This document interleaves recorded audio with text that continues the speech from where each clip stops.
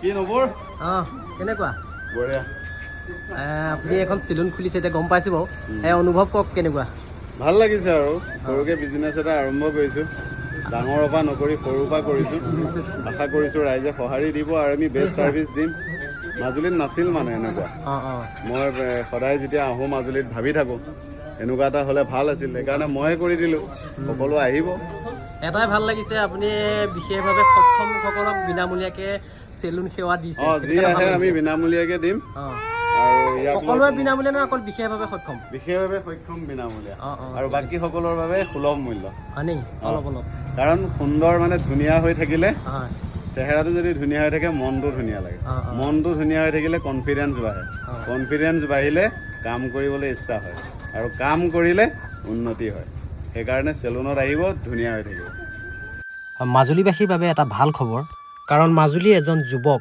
যিজন নেকি সকলোৱে চিনাকি কৃষ্ণকমল বৰাই আৰম্ভ কৰিছে এখন চেলুন যিখনৰ নাম ৰাখিছে KKB ইউনিচেক্স চেলুন আৰু এই চেলুনখনত বিশেষভাৱে সক্ষম ব্যক্তিসকলক সম্পূৰ্ণ বিনামূলীয়া সেৱা আগবঢ়াব আৰু অসমীয়া সংস্কৃতিৰ যি পৰম্পৰা সেই পৰম্পৰা অনুযায়ী নাম প্ৰসংগৰে আৰম্ভ কৰিলে এই চেলুনখনৰ প্ৰথম যাত্ৰা আৰু সৰ্বপ্ৰথমে জুবিন দাক শ্ৰদ্ধাঞ্জলি জনাই নিজ পিতৃয়ে এই গৃহভাগীৰ ফিতা কাটিলে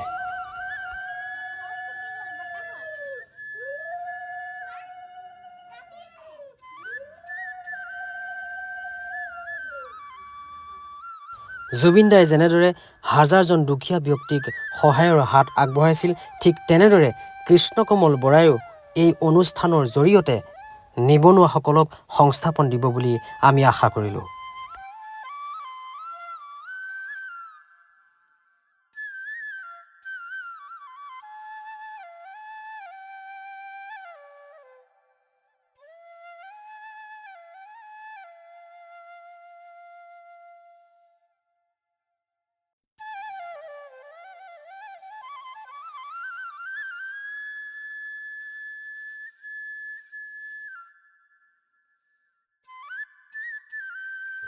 দাদাৰ কিছুমান ব্যতিক্ৰমী কাম দেখিবলৈ পালোঁ কাৰণ চেলুনখনত আছে 3 ভাগ মুখা কাৰণ এই মুখা ভাগ হৈছে মাজুলীৰ গৌৰৱ আৰু লগতে দেখা পালোঁ মোবাইলতকৈ শক্তিশালী কিতাপ এই কথাষাৰিয়ে মোক একেবাৰে আকৰ্ষিত কৰিলে কাৰণ আজিকালি যুগটো হৈছে মোবাইলৰ যুগ দাদাই চিন্তা কৰিলে যিসকল ব্যক্তি আহি ইয়াত ৱেটিং লিষ্টত থাকিব সেইসকলে মোবাইল চোৱাৰ সলনি কিতাপ পঢ়িব ধন্যবাদ দাদা আপুনি যে এনে ধৰণৰ কিছুমান চিন্তা মনলৈ আনিছে তাৰ বাবে আপোনাৰ ওচৰত আমি চিৰকৃতজ্ঞ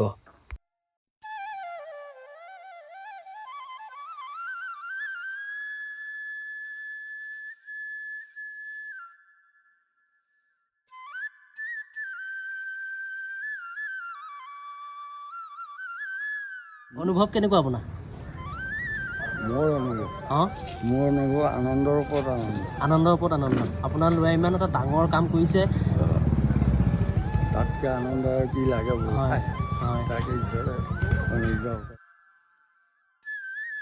দাদাৰ এই চেলুনখনত আৰু এটা দৃশ্য দেখি সঁচাই মোৰ বহুত ভাল লাগিল কাৰণ দাদাই ইয়াত সংৰক্ষণ কৰি ৰাখিছে শ্ৰীমদ ভাগৱত গীতা আৰু লগতে অসমীয়াৰ গৌৰৱ গামোচাখন সুন্দৰভাৱে ৰাখিছে আৰু লগতে মুখা শিল্পও ৰাখিছে আৰু এইকেইজনেই হৈছে এই চেলুনখনৰ কৰ্মচাৰী বহুত দিনৰ পৰা ভাবি আছিলোঁ কিবা এটা বিজনেছ ষ্টাৰ্ট কৰিম কিন্তু ভাবিলোঁ যে মই এনেই ভিডিঅ' বনাই থাকোঁ সকলোকে মটিভেট কৰি থাকোঁ তো মই ভাবিলোঁ কিয় মই এনেকুৱা এটা মেছেজ নিদিওঁ ছ'চাইটিত যে অসমীয়া ল'ৰা ছোৱালীবিলাকে কাম কৰিবলৈ আৰু ইচ্ছুক হয় সেইটো কনচেপ্টতে মই ভাবিলোঁ মানুহে চবতকৈ বেয়া পায় অসমীয়া ল'ৰা ছোৱালী আজিৰ সময়তো বহু ল'ৰা ছোৱালী সকলো নহয় যি বুজি পাইছে সি স্মাৰ্ট বহু ল'ৰা ছোৱালীয়ে আজিৰ ডেটতো চেলুন নোখোলে সৰু সুৰা কামবিলাক নকৰে চেলুন অৱশ্যে সৰু কাম নহয় তাৰ পাছতে কিন্তু বহুতে নকৰে সেইকাৰণে মই ভাবিলোঁ এনে এটা মেছেজ দিম যিটো মেছেজৰ জৰিয়তে আমাৰ অসমৰ ল'ৰা ছোৱালীবিলাকে কাম কৰিবলৈ আৰু উদ্যমী হয়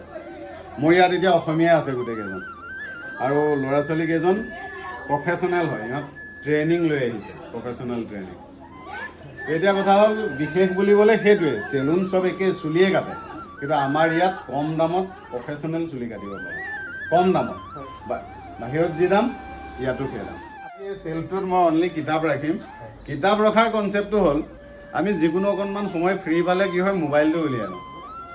মোবাইলটো বেয়া বস্তু নহয় যদিও মোবাইলটোৰ আমাৰ কিছুমান ছাইড এফেক্টো আছে। কিতাপ যেতিয়া আমি পঢ়া আৰম্ভ কৰিম আমাৰ ভাষাৰ জ্ঞান বাঢ়িব, ধৈৰ্য শক্তি বাঢ়িব। সেইকাৰণে মই আমাৰ যিমান চেলুনত আহিব মানুহ, ল'ৰা ছোৱালী যদি আহে বা কোনোবা ইয়াত ৱেটিং ছিটত যদি ৱেইট কৰে, আমাৰ কিতাপ পঢ়িব লাগে। সেই অভ্যাসটো আকৌ আমি ঘূৰাই আনিব লাগে। কবি সাহিত্যিক আজিকালি কমি গৈছে কিয় জানা? কিতাপ নপঢ়াৰ কাৰণে। বিশেষভাৱে সক্ষম লোকসকলৰ বাবে আমাৰ ইয়াত যদি কোনোবা আহে, আমি তেওঁলোকক বিনামূলীয়াকৈ সুবিধা দিম, সকলো সুবিধা।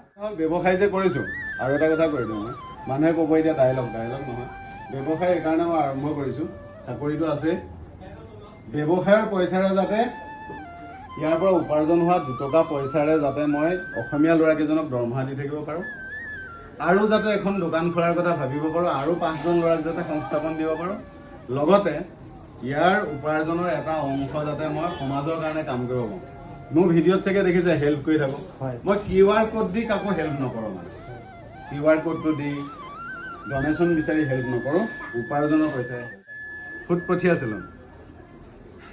আপুনি ভাবি দূৰৰ পৰা গ্লাছ দেখি এইবিলাক লাইট দেখি ভাবিব নালাগে ইয়াত বেছি হ'ব। বাহিৰত যিমান দাম আমাৰো সিমান দাম। দাড়ি আৰু চুলি কাটি 100 টকাতকৈ বেছি দিব না। লোকেশ্যনটো হ'ল মাজুলীৰ গড়মূৰ তিনিআলি, কোৰ্টৰ ফালে সোমাই যোৱা ৰাস্তাটোৰ 2 নম্বৰ দোকানখন। আৰু এটা বস্তু তোমাক দেখুৱাই নাই, মাজুলী হৈ যদি আমি মাজুলীক ৰিপ্ৰেজেণ্ট নকৰোঁ কেনেকৈ হ'ব? এজন হ'লেও মানুহ, ইয়াৰ কনচেপ্ট হ'ল মুখা শিল্প। মই এইকাৰণে ৰাখিছোঁ, সন্মুখত এখন হোটেল আছে, ডাঙৰ হোটেল। ইয়াত বাহিৰৰ পৰা মানুহবিলাক আহি থাকে, ফৰেনাৰবিলাক আহি থাকে। মই জানো কেতিয়াবা দাড়ি কাটিবলৈ ভুলতে এদিন ইয়াত আহিবও পাৰে। আৰু 10জন মানুহকো যদি মই মাজুলীৰ গৌৰৱৰ কথা ক'ব পাৰোঁ, মই ভাবোঁ এইটো আমাৰ কাৰণে বিগ এচিভমেণ্ট হ'ব।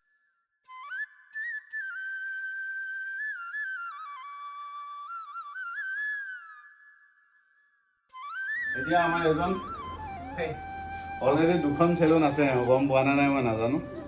আৰু মোক বহুত মটিভেট কৰিছে যে চেলুন খোলক আপুনি।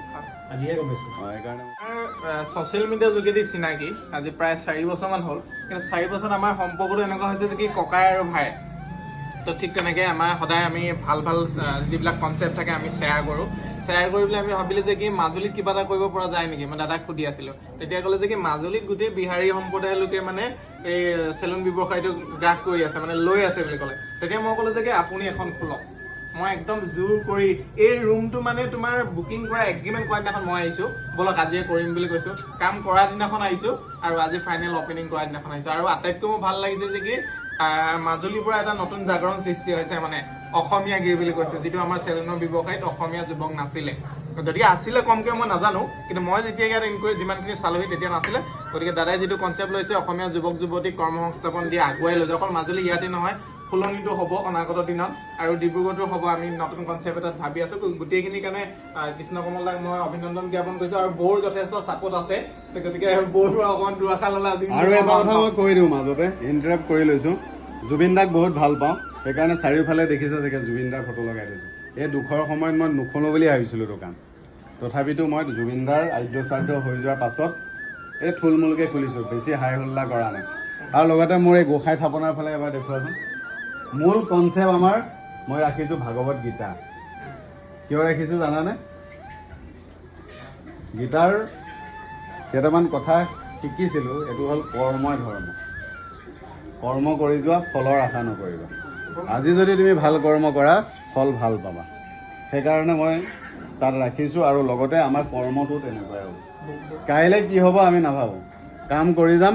লক্ষ্য এটাই, 10 বছৰৰ ভিতৰত মোৰ লগত 200 এমপ্লয় থাকিব। এইটো একদম কোনোবাই ক'ব এতিয়া ফুটনি মাৰিছে, নহয়, কনচেপ্ট সেইটোৱে। যাতে 200জন অসমীয়া ল'ৰা মোৰ লগত থাকে, কনচেপ্ট সেইটোৱে। বাকী মানুহজনীয়ে বহুত ছাপোৰ্ট কৰিছে। মানুহজনী মেইন। চমুকে কৈছোঁ, তেওঁ সপোন দেখিছে, মই পূৰ কৰিবলৈ তেওঁৰ লগত আছোঁ। বাকী আৰু একো নাই। তেওঁ যি কৰিম বুলি ভাবিছে, মই প্ৰত্যেকটো কথাতে তেওঁৰ লগত থাকিব বিচাৰোঁ, তেওঁৰ সাহস হ'ব বিচাৰোঁ। ভিডিঅ'টো আজিলৈ ইমানেই। গতিকে যিসকল ব্যক্তিয়ে এতিয়াও ভাবি আছে চেলুনখনলৈ যাম বুলি, সকলো আহিব গড়মূৰতে থকা সেই চেলুনখনলৈ এপাক মাৰিব। যদি ভিডিঅ'টো চাই ভাল পালে সকলোৱে এটা সুন্দৰ কমেণ্ট কৰি শ্বেয়াৰ কৰি দিব বুলি আশা কৰিলোঁ। আজিলৈ আহোঁ। জয় আই অসম।